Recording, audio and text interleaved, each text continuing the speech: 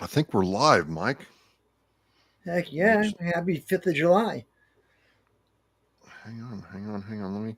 Let's get a comms check here. No, don't let her. Whoop, I'm getting some beeping on the phone. Let me turn that down. No, yeah, we are rolling. I see live LinkedIn, live YouTube. We're looking good. All right, live and nationwide tonight. So we don't know what kind of night we're going to have tonight, Mike, and that's fine. It's a holiday week, and people took the whole week off because the Fourth of July is on a Tuesday. It wasn't on a Monday or Friday, so it's all good. And there's one guy nationwide, Jeremy. Jeremy, how you doing, brother? So, how was your Fourth of July? It was good. Me and the family did a little mini vacation to go down to Franklin, Massachusetts. My family's in and around Foxborough, so we figured we'd go down there for a few days. Because every time we go see my family, it's an hour drive and then an hour drive back. So this way, we were only 10 minutes away. That way, we could shoot over to my mom and dad's, say hello to them, go see my dad on the other side out of town another day, and saw my sister another time. But just able to spend some good family time together, catching up. Let everybody see Emily, how fast she's gone from being a puny little holding your hand baby to now they're running around, exploring, getting into everything that she shouldn't be, baby. Awesome. So, How was yours? did the rain affect you all? A little bit. We kind of got held up on the drive home yesterday. The wife does not like to drive in the rain, and having a 18-month-old and a dog in the back seat doesn't help for thunderstorm driving as well. So we took a pit stop over my mom's house for a little bit, let the baby take a nap. I also took a small nap to be honest to our listeners here. I took a little mini nap myself, and then we got back on the road, got back up to Saugus just after 8, and just before the entire neighborhood decided to start lighting off fireworks at once. Oh well, mine was not exciting at all. I kind of just stayed in. I had, I'm like, you know what, I can actually like unplug and rest this day, and that's exactly what I did. And I kind of got going this morning, and I'm like, man, that was the best move. I caught up on some Netflix. I caught up on some reading. Just threw some stuff on the indoor grill, the little Ninja thing I have. Mark Peterson from Minnesota checking in with Patriot Pride. Mark, happy Fourth to you, brother. We got all kinds of people checking out Minnesota. Western Mass checking in. This is awesome. Jeremy out west checking in. This is a good a good start. So yeah, it was nice and quiet, and then I'm gonna see if I can pop this link in the chat. But I found this band yesterday that absolutely made my Fourth of July holiday. They're called Tulip. They're a band out of Texas, and they do this cover of "God Bless Like tulip, the Flower." the flower, or tulip, or No, it's tulips. called "Tulip the Flower," um, Mm-hmm. and they do this cover, this like metal cover of uh, "Proud to Be American" by Lee Greenwood. That is just absolutely like epic. And Oh, I'm gonna copy. sounds Well, I'm wonderful. gonna copy the link and pop it right here in the chat for everybody. I mean, you gotta check them out. That was the first song. The first time I had a drill weekend with the National Guard, we had what was called pre-basic, and we had to go down to the Cape and we don't even have uniforms or anything. This is before we've gone to basic training in AIT, and you just go down for the weekend, and they kind of teach you a few things. A little bit of map reading, a little walking around formation, a little drill ceremony. You know, a little, respond and react. So you learn that being yelled at is okay, and just some small things to like give you a little bit of an edge up. And the first thing they did when we got there is we watched like a 4 minute video on like the Mass National Guard, and that song was the background being played. And I'm So I proud to always be had that song American, tied to my career. where at least I know I'm free. And I won't forget the men who died, who died. I mean, so this band does it like metal style, and I'm all over it when it comes metal, as you know. Jeremy's saying he had a grandpa weekend. Hey, nothing wrong with being a grandpa, man. I think for Mike and I, it's going to happen one of these days, and that'll be kind of like weird. You ever thought about that, Mike? That when you become a grandfather and you hold your child's child, I mean, that's going to be a different thing, right? I mean, you got a little ways to go, right? Absolutely. But still, it does cross your mind every now and then. I was a late bloomer with the first child, so I'm hoping it's going to be a while for grandpa status, but I know it'll happen sooner than expected. Just how fast the first year's gone by. I can't imagine the next thing I know that she's going to be going through school and everything. It's just So you were sitting here, you know, um, thinking about the birthday of our country. What is it? I mean, you've been overseas. I've been to other countries. I have, but you've been overseas to like different parts of the world. What's did you like love America more or less when you came back from those places? Because people, if you listen to the news and other people, like this is a terrible place to be. So, what's your view on that, man? As we celebrate, the birthday. I mean, America, for what it is not perfect, but it is one hell of a country. I absolutely have a greater respect for it and everything after coming back from the places I was sent. I mean, for me, like those plane rides, coming back, going to Kuwait and then flying from Kuwait, back into whether it was Atlanta for leave for R&R, or it was flying directly back to whatever base we had trained out of. Whether on one tour it was Fort Drum, on two other tours it was Fort Dix, on another tour it was Camp Shelby, and like so each time flying back into the U.S. you just get that like the goosebumps feeling and the tingle that like you've been a while, life has gone on in your absence, and like but it's just to be able to be back and to be home and to know that you can close your eyes at night and not worry about what's going to happen to you, or the base being shelled, or that you can actually take that sigh of relief that it's going to be a day that you can easily overcome without having to, deal with a lot of the extra bullshit, and being able to be free and be able to have those choices to do what you want to do. Because, it is very restrictive too being in the service, told where to go, what to be there, when to be there. Like when you do get that leave and that time off to be home and to be, quote unquote free, you want to be able to enjoy it and sleep till noon or 1 o'clock in the afternoon and be like, no formation today. Right, right. Um, every time I went to Mexico, for example, and came across the U.S. border, I about kissed the ground. I mean, there's beautiful parts of Mexico, there is, but where I was stationed and the towns I lived in, they were not exactly the most beautiful parts of the world, and with people that not all of them were nice. Let's put it like that. Hmm. And people complain about the cops here, but I'm telling you, the federales were no joke. I mean, if they pulled you over and said that, hey, you know what, you did this, and for $20 each, you guys can go on your way. You pay the money gladly.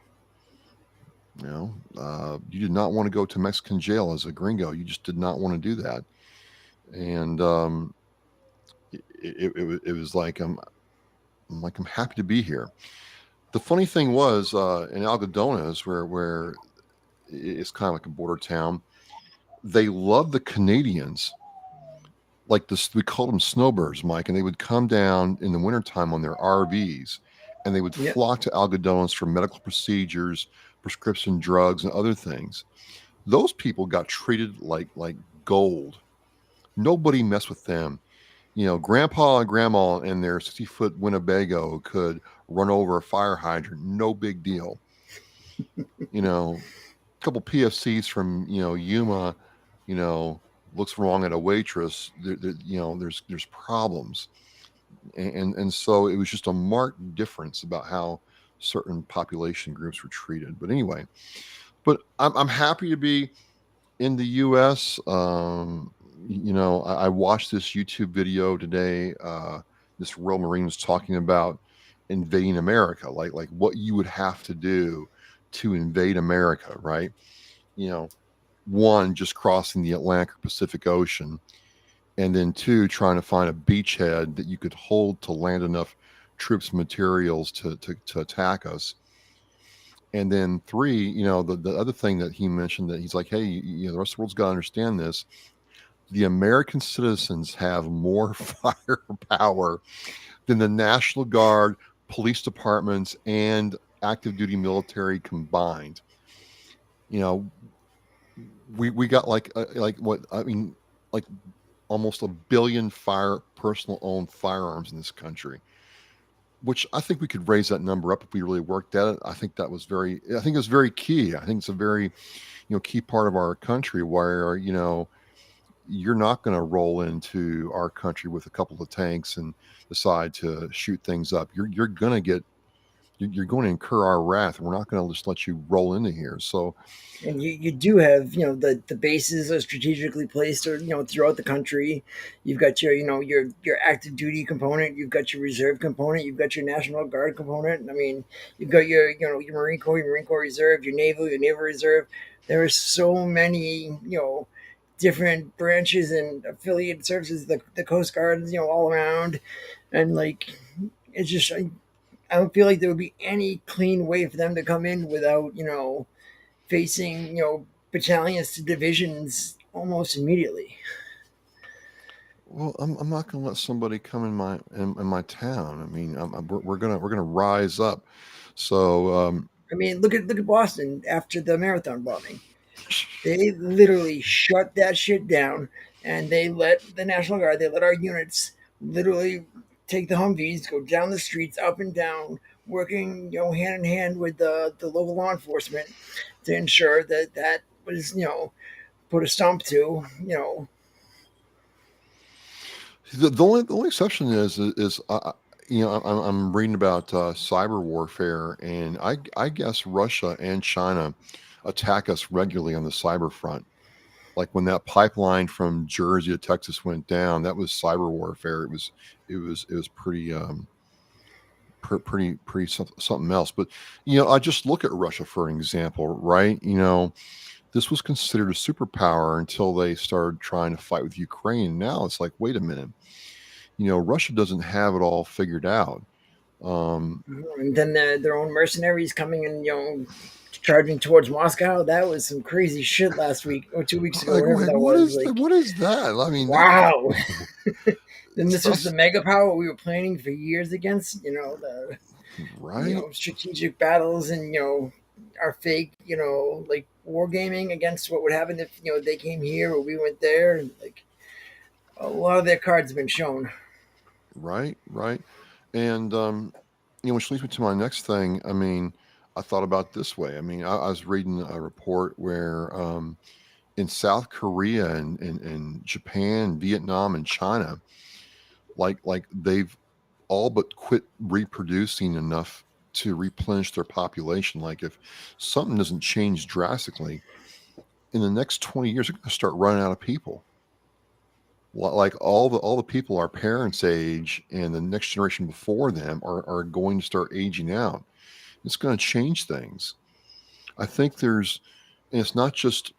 I think we in America are kind of holding steady, but in other parts of the world, man, the birth rates have plummeted. Like people need to start having kids. I think it's important. There'll definitely be a change in the the number of people populating each country and how that country is viewed worldwide following that. And, but what I think is tough is seeing here at home like our parents' generation was able to work at a gas station and buy a home. And now it's like you've got to have three and a half jobs, both husband and wife, in order to put the down payment on a house that to get a loan for the next 50 years. Man, it is something. I mean, talking to my sons, it's like, Dad, we can't stay in this state. Like, how are we supposed to make it in Massachusetts when the average rent for a one bedroom is $2,200? That's crazy, man. I mean, a decent two bedroom apartment is going to be $2,600 to $2,800. And if you That's live around Boston area, it's 3 grand or more. and that's just the way it is. And he's like, "How am I supposed to make it here?" And I'm like, I don't have the answer for you. I mean, I just think you're going to, if they don't change things in this state and build either build more houses, or let the western and central part of the state develop more. How are you supposed to stay here? Yeah, Very.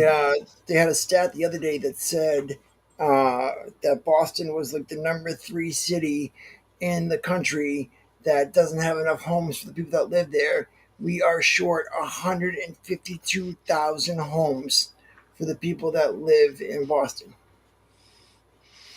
So Jeremy Daniels says connect the dots, follow the money. Oh yeah, Jeremy, you're right. I mean, inflation has made interest rates high, so it's not to anyone's advantage right now to build housing. It's too expensive.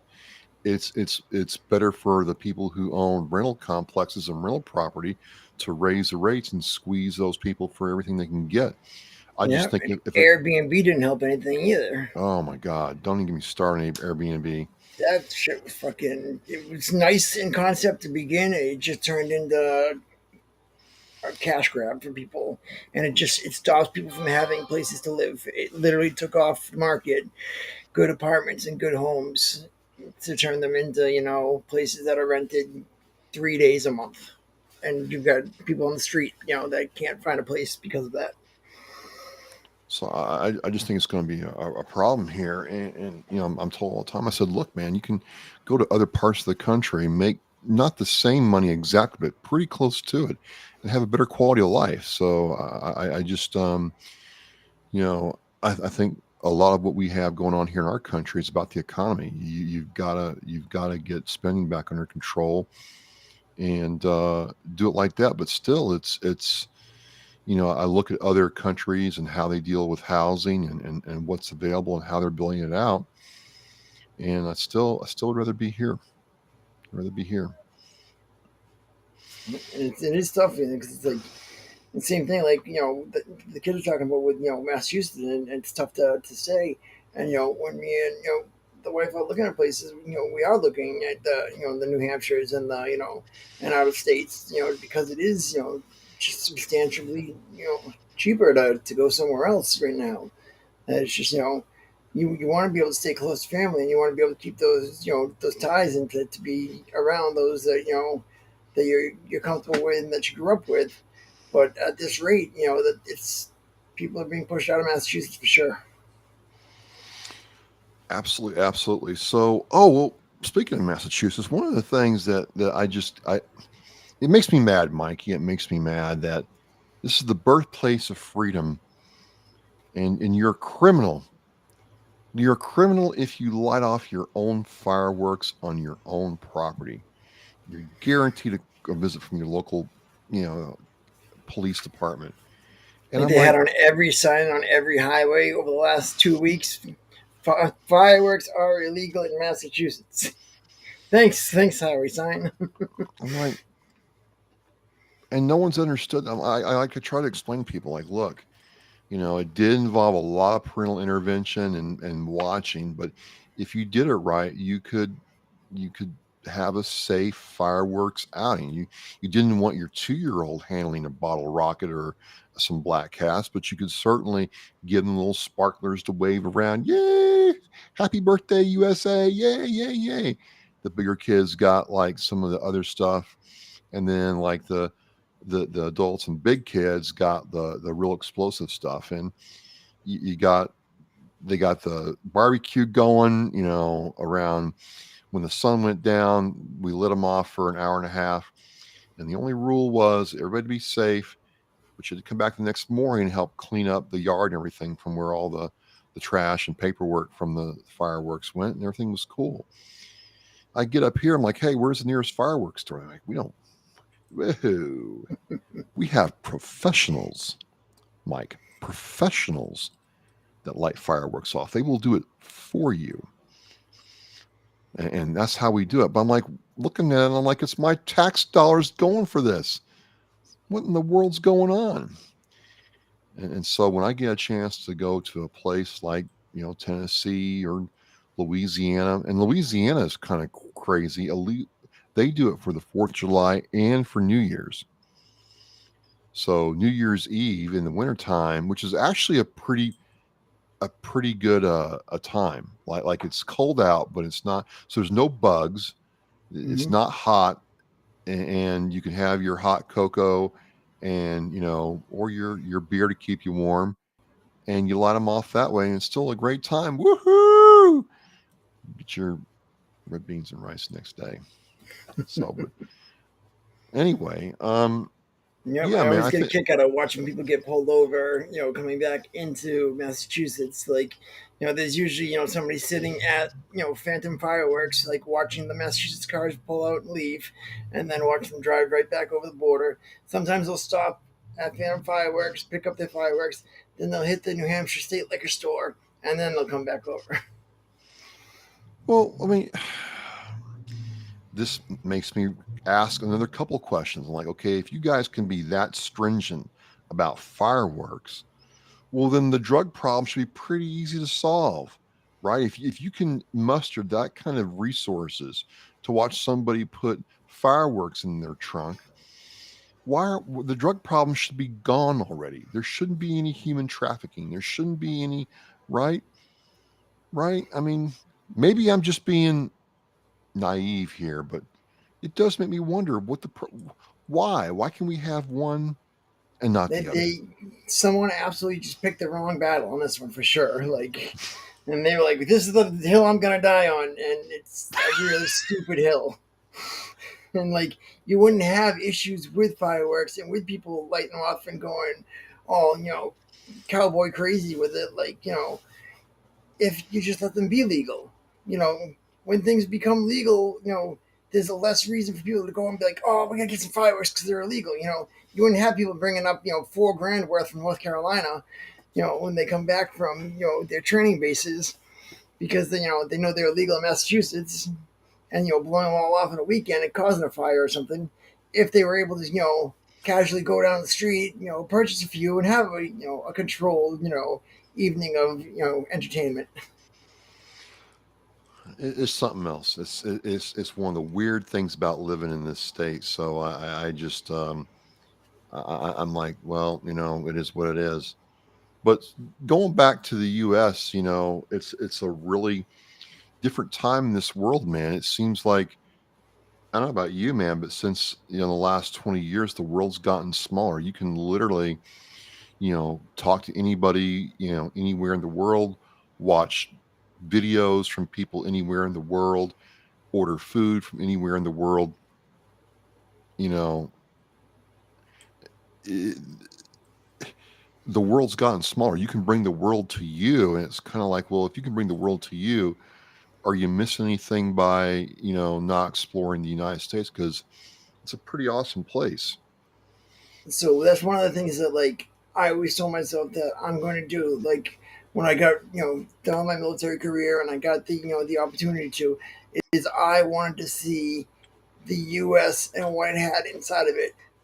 Traveling across the world is great and going to see these big famous monuments and historic the Colosseum or the pyramids, like going to see these historic places would be great. But I want to see what I fought for. I want to see the land that I swore to protect. I want to see the Mount Rushmore. I want to see Yellowstone Park. I want to see the giant trees out in California. I want to see the landmarks here inside the U.S. Even the stupid things like the world's biggest twine ball or the world's largest yogurt cup. Like, I would love those little highway like attractions that tourist traps, whatever they call them. Like, I love that silly stuff. Like, driving down. I drove to Disney back in 2017 or 2018. So I Yeah. drove from Massachusetts all the way down to Florida, and like you start seeing the signs for south of the border, south of the border, south of the border, and I'm like, by the time you get like 10 miles away, I'm like, I'm absolutely 100%. We're going to south of the border, and we got there, and it was off season, so like there's like a t-shirt and sunglasses store open and a restaurant open. And that was it. And the rest of the place was a ghost town. But I'm like, it's cool. I'm cool. I'm happy to be here because like this is a place that people talk about, and that's all of the highway signs that stop by here and check it out. And it was cool to check out. Hang on a second. Let's see here.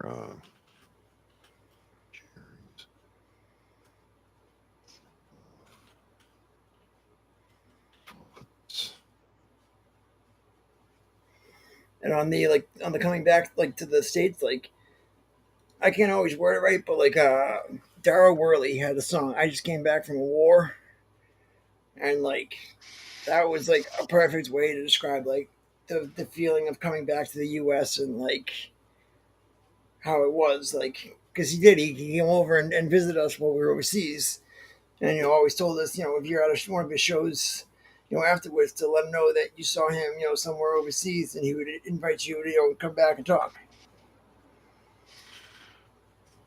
I just want to change it up a little bit. I don't know if you saw the article about Ben and Jerry's ice cream. They made a statement on 4th of July that has gotten a lot of people fired up. So didn't know if you had a chance to see that. I will take a peek at it right now.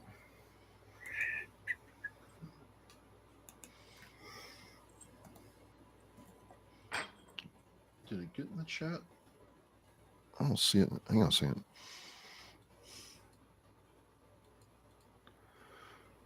Do you see it?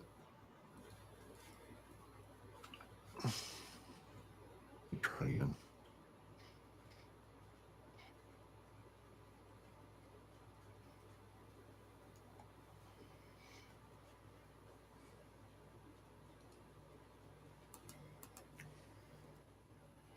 Oh, it does not like that. So the link is not coming up in the chat, Mike. I don't know if I can do this.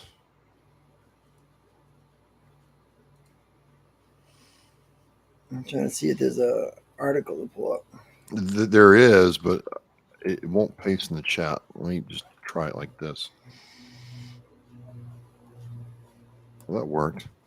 Yeah, Ben and Jerry's claims the U.S. exists on stolen indigenous land. They did it on the 4th of July. It's got people in an uproar. All right, I'm going to. This link's for TMZ. The 4th of July, this 4th of July, it's high time we recognize that the U.S. exists on stolen indigenous land and commit to returning it. Learn how to take action now. I feel like that is a whole lot of, not the right way to go about any of that. Like, if you want to have discussions about, the terrible things that we did do to indigenous people, and the start with the smallpox blankets, and how awful that was. But it's like you're talking, 3, 4 generations of people later, and how does one equate to the other? It's like it's good that we teach the history of how things happen, but to say let's turn things back over to people, how do we prove who people are? Like that's what I think is tough too. Is like saying like you know X person is here, owes this person this, Y owes that. And it's like there's so many people that have come through America that that weren't here 5 generations ago, that have immigrated to America throughout the years. Like it is literally the melting pot for a reason. And it has always been that way, and it continues to be that way. That America always grows through people coming and building and growing. You know, people come for college. Oftentimes they're able to get a job in an industry that they studied in school, and then wind up staying, whether it be through their education or through entertainment. A lot of actors that become American citizens. Hey, we got Gail McCullough. Gail, happy 4th. Oh, man, Gail is awesome, right, Mikey? Absolutely. We are going to get together shortly to be able to get some mass behavioral health line information into the ammo can hope boxes that we're creating for people. So that way we're able to share the supply they have available in the ammo cans so folks know when they're in crisis that the mass behavioral health line is available to them and how to reach them. And also, to that end, I have put the Mass Behavioral Health Helpline PSA as a lower third banner in all my Oscar Mike radio shows. So if you're watching my show and you see it scrolling by there, you can, call right there from the show and get some help. It's just one way that Mike and I wanted to, keep up with, what that's trying to do. It's a good program, but great to see you, Gail. I hope your 4th was great and eventful, and we are happy you're here tonight. And I got Elsa from Western Mass checking in. Elsa, how you doing? So, just really good stuff, man. Really good stuff. I guess it's America's birthday, and I'm thinking about the future of America, and I'm like, if I had a wish list for my country, what would it be? What would it be? And I think we got to do something to really get people to understand what makes us Americans. I think we're losing touch with what it means to be an American. People really don't know anymore. I think we've gotten away from that. That'd be. I'm not saying we got to be like nationalists and you know rah rah America everything, but definitely understand what makes us different from other countries, why are freedoms so important, and you know why are they worth protecting. I think that's the main thing that I'd want to start with. I'd start with too, like splitting up, these tiny social circles that people wind up in, and people need to step outside their comfort bubble and experience more of America.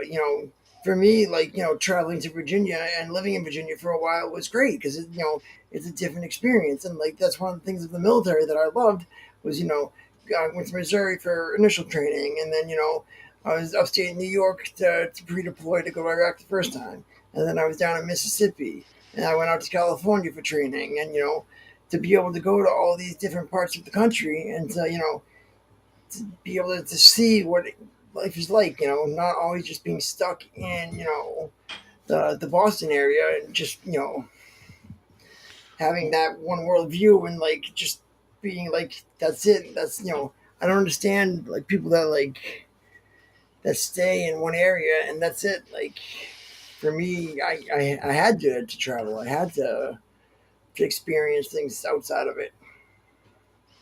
Well, I mean, I've met people here, and I've met people in Louisiana who I have people I've met here who said that what, they lived pretty much their entire life on the Cape. They might Mhm. come up to Foxborough for a Pats game or a Bruins game, but pretty much the Cape is where they've spent their entire life. I have people in Louisiana who never left Greater Shreveport ever. And I'm like, there's a big world out there. There's lots to see and do. And this is a pretty amazing place. And don't you want to, meet other people? Nah, no, I don't need to. And I think you're right. I think that gets you kind of like constrained to this one and only one way of looking at things. And even like I feel like too, like you know, the way things used to be was people would meet one another. You grew up in the town, you dated your high school sweetheart, you married, you had the kids. and you grew up your family in the same town. You were born, raised, and died in the same town, and now people are going out and expanding on where their families are from and where they grew. Like for me, like my dad was one of 13 kids, born in Foxborough, and now his family, like his brothers and sisters, are some are in New Hampshire, some are in California, some are in Florida. There's two in Colorado, so it's like they're everywhere. So it's like it's nice to see like they all didn't just stay in town. Like the only one left in Foxborough is my dad. Wow. That's something else. That's just kind of hard to imagine. Like 13, 13. I It was mean, 14 total, but one was premature and only lived for like 6 weeks. wow.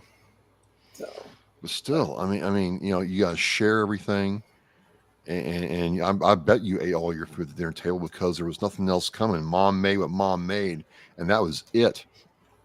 like so I grew up in an apartment behind the house that my dad grew up in, and I don't understand how they fit 13 kids in the house.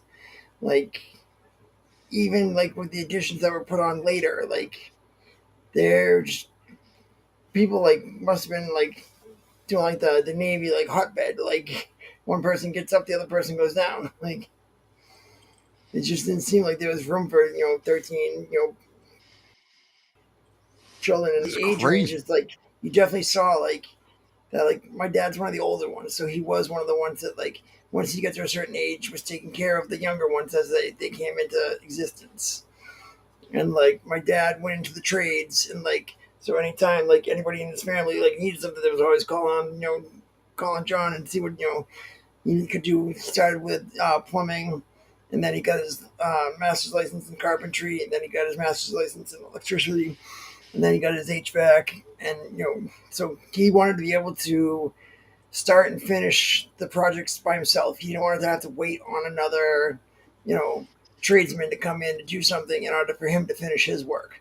So he went out and he just kept doing the work to get the licenses, so he could be, master plumber, master electrician, master HVAC, master carpenter, and had them all. And now he's still in retirement. He retired from the union, the pipefitters union, 6 years ago. Whenever the everything started exploding in the northern Mass, all like the water heaters were exploding. Do you remember No that? shit. Oh yeah, oh yeah. Back in like 2015, 2016.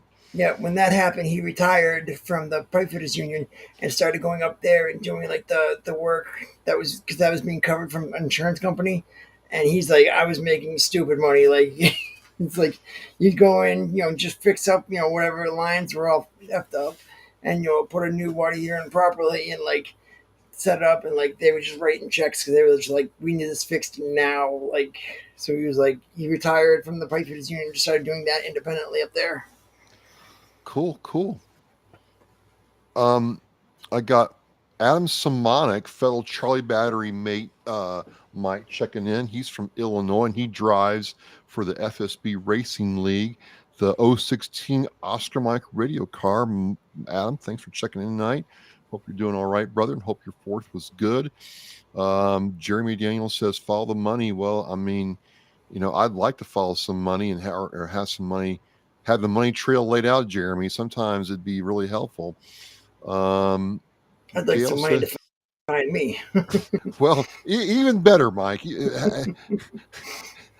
Have some money, find me. Absolutely. Gail brings up a good point. We can't live in silos. We have to help each other. And I think it's one of the things, speaking of America and why it's such, a great place is, you know, when we might fight amongst each other, we might hate each other, but man, when the situation is all messed up and stuff's hitting the fan, a lot of times we'll close ranks and then look out. We can get all kinds of stuff done. Team Rubicon is a huge example of that. I don't know Yeah. if how much you know about Team Rubicon, Not much, not but much. Go ahead and tell me. uh, they are a group of guys that are veterans that come together and do like stateside deployments say like a tornado hits Oklahoma and goes through a town and ravages it. They will put together a group of individuals that are trained to be chainsaw men or people that are there to direct traffic or to run an aid station, and they will deploy these veterans into an area to be able to pick up and be a community aid team that goes down to these affected area, stay in a hotel for however long the mission may take, and rebuild and repair the area that was affected by the natural disaster or whatever had happened to the area. Nice. And like I've done a mission with them when COVID first hit. We were delivering food to families in Chelsea because Chelsea was really affected by COVID hard when it first began.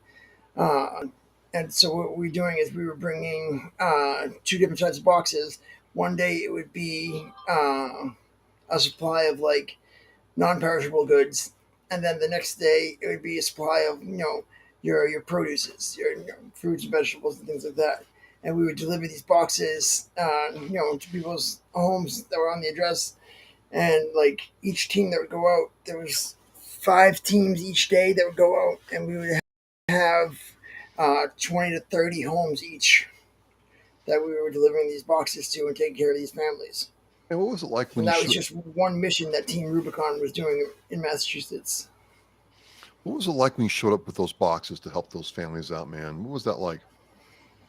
And it was great to see, and like, but it also was heartbreaking to know that there was such a need here, and like to know that without like just the fact like without school, like that some kids don't eat, like the fact that kids go out there and that school lunch is their only meal of the day, like that's really sucks, and that to me like kills me knowing that that's happening in this country. Is like the kids are going to bed hungry. Like to me, like that's something that should never happen in this country, but does way too often. So you got a lot of satisfaction from seeing, other people come together to help, your fellow Americans, and then by in exchange, get to see, people appreciate what you all did. And it definitely, people continued on working with the food pantries and working, to make sure that the mission, continued and, transitioned to what it needed to be, throughout that time. And still today, a lot of the folks that, that stepped up and volunteered through Team Rubicon do still work at some of these food pantries and making sure that the needs are still met, throughout Massachusetts, throughout greater Boston area, making sure folks still have the food that they need. And, because the state programs are really a pain and a hassle. Like seeing family members who have gone through SNAP benefits and the food stamp program. It's really like disheartening to see the hoops that they make people jump through just to be able to get assistance to be able to eat. That's the one thing that I think a lot of people can't understand sometimes is the hoops. People don't believe me when I say, I was told, well, you'll just be able to go down to the VA and, in a couple of weeks get all hooked up. I'm like, no, you know, think months or a year.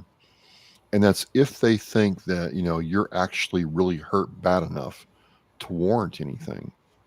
And you can have a civilian doctor sign off on the fact that you are messed up. You can have a civilian psychologist do it, and it won't mean anything. It's not easy to navigate the government system sometimes, which is why I don't know. I know the VA is a good organization. I know I'd like to think our government's there for us, but I also think if we can help each other out without Uncle Sam, we should. Absolutely, like, and that's one of the things that we try to do with Hellfish is is get people to understand their claims and get them to know that when you file something, if you go back in and you check on your benefits and see what's going on, to see what phase of the claim you're at, that there's a thing you click on that says I have nothing further to add, and that pushes your claim in to be processed. that can be open anywhere from 30 days to 6 months unless you click that button. And it's like that's not shared with people. And if you don't have somebody working on your claim for you, like you may not know that, and you just sit there for 6 months when you could have had everything already submitted after 2 3 weeks.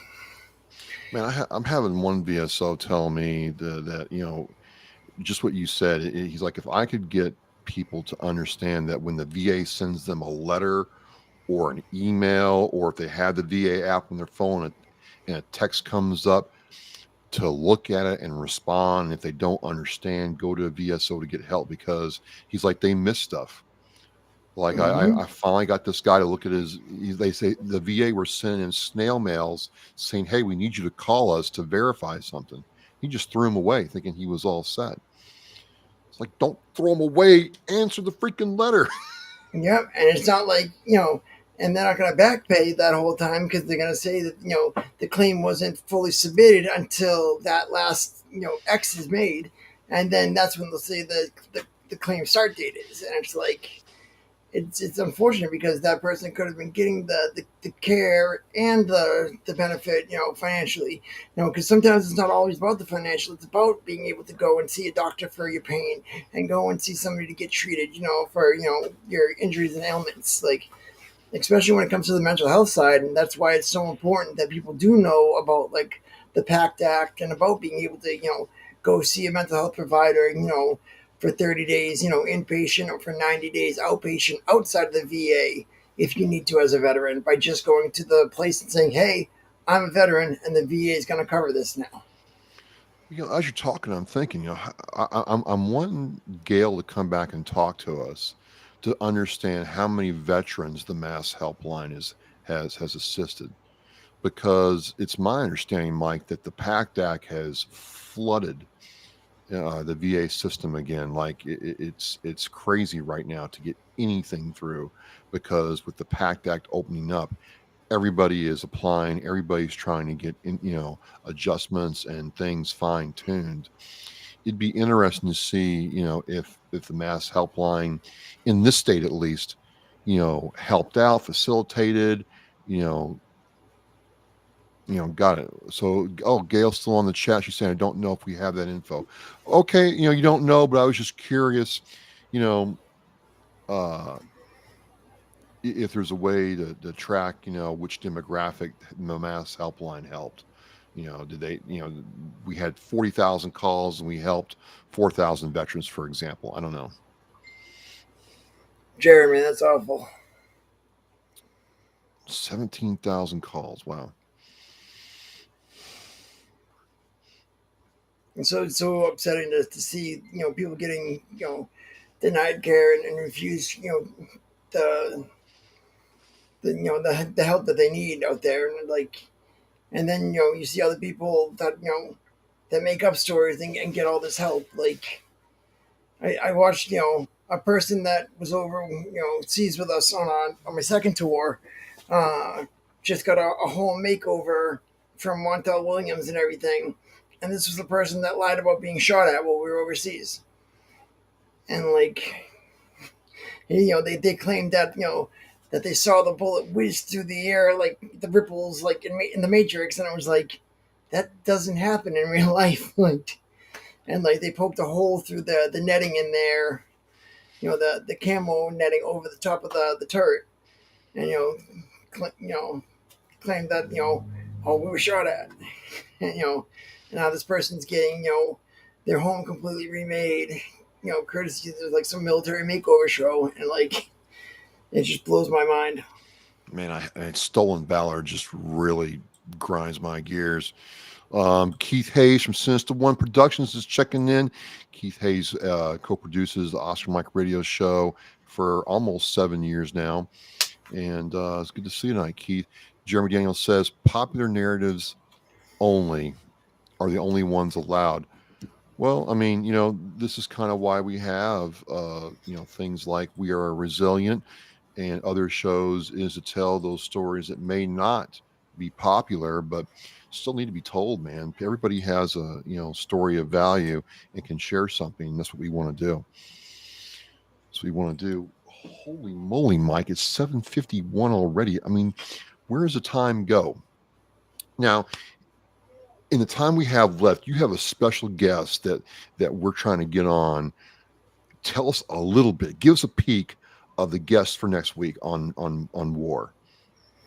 All right. So on Facebook, a lot of times, like you'll see things for like people that work with others as coaches, as like speakers, and like that'll work with people that are doing entrepreneurial work and like and helping you like get through the challenges and the way to set up things and to expand your your presence both in person events and online events. And like a lot of times you think like this is to me, like at first I thought it was like a completely like ridiculous field, and then like after talking with people and like learning about it more, like and like I went through um, the bunker labs program with a female colonel, and this is what she does too, and like helps people and coaches and gets people to where they need to be and perform at the the executive level and the top level. And I had gone online and they had requested to do like a 15-minute interview for marketing research. And so I clicked it and said, yeah, I'd volunteer to do this. After the 15 minutes we did, we stopped the research and we spoke for another 45, and just you know sharing the different ways that the brain works and learning, small little tips just to be able to reach out and just helped me within within that hour. It really just made such a difference that I felt we really had to get out there and you know and get to hear the same message. So without giving away what was shared with me, I just got to say definitely tune in next week, because the way that she looks at you know things that are troubling you, and the way that you're able to turn something from being a negative point into a positive change and an aspiration. It just really like it got me back in gear and got me like ready to just start the fight again for Hellfish Haven. Man, that is So awesome. I mean, just the kind of people that have impacted you, that we all learn from, and the kind of people we want to have on to talk with us. Man, that's really powerful. Can't wait to meet her. So she is going to be on with us next week on the well, I'll put my calendar here in a second. On the 12th, July 12th, which is a special day for a lot of people. That's really cool. Awesome. Awesome. So, again, I am with Michael Geary, Army National Guard veteran, founder and executive director of Hellfish Haven. Um, served his country in Iraq and Afghanistan. My name is Travis Parrington, and I'm a Marine Corps veteran and the host of Oscar Mike Radio. And together we are war. We are resilient. F the stigma. I think that's something that Mike has really pushed, is getting over the stigma of PTSD. We have Project Die Hard out of Southern Illinois, right on the Illinois Kentucky border. Brian Gibson is doing a thing with Fort Operating Base Rush out there, Mike. I'll see if he'll come on and talk to us. He's got a really cool thing going, and he gave yeah, really, breakfast to 10 veterans a day. Brian, that is that's awesome, brother. outstanding. Thank you for coming on and sharing that with us. It's just really cool. So if you have a cool story or something you want to share with us, or something that impacts people and veterans, reach out to us. I've got the link in the chat for Hellfish Haven, and Mike has a really cool resources site. I'm going to put it up in the chat where you can check out all the resources he's collected for veterans. It's been really amazing getting to meet some of them, and we're just having a good time, Mike. I mean, holy moly! I mean, just this hour just flew by, flew by. Yeah. And we just we're just trying to keep sharing the message and and growing in that. And if anybody wants a bumper sticker to throw in there, have them. Just send a message to myself or Travis. we'll pop into the mail and get it to you. I've Absolutely, got the stamps absolutely. to send out, so don't worry about postage. I've got that covered. Don't live in Well, someplace crazy where it's gonna cost like $15 to send it to you. But like if you're not, the U.S. I'll send to you guys. Just pop me an address and I'll get it out to you guys. that'd be cool, man. That'd be cool. You gotta share the image of you with the decal when you get it, though. Do us that favor. Do us that favor. So it's all going good, man. It's all coming to an end real quick. We're going to be on next Wednesday, July 12th, and we're going to have our guest on. It's going to be amazing. So just want to thank you for being on with us tonight, and hope your fourth was safe. Glad you're all here, and it's just really cool to see, Mike, all the people from across the nation. We've got Illinois, we've got the West Coast, representing all kinds of people from everywhere and in the state too. It's just really cool to see. So, I gotta um, show off this little shirt too, real quick. You got a little hellfish with the red, dude, white, and this the red, blue, white, blue stars, man. That's and that's American AF, baby. then you got the back. USA, USA, USA. I And yeah, love it. we just try to keep things relevant to the time, and get things out there that people will enjoy to wear, and to share the focus of the org as well. Awesome, awesome. Well, again, hey, he's Michael Geary, Army National Guard veteran, MP, and the founder and executive director of Hellfish Haven. I got the link to his resources in the chat. Again, I'm Travis Parrington, Marine Corps veteran and the host of Oscar Mike Radio. We're happy to have everybody on the chat tonight. We're happy to be here, and we'll be on next week. Take care, and God bless. Good night, everybody.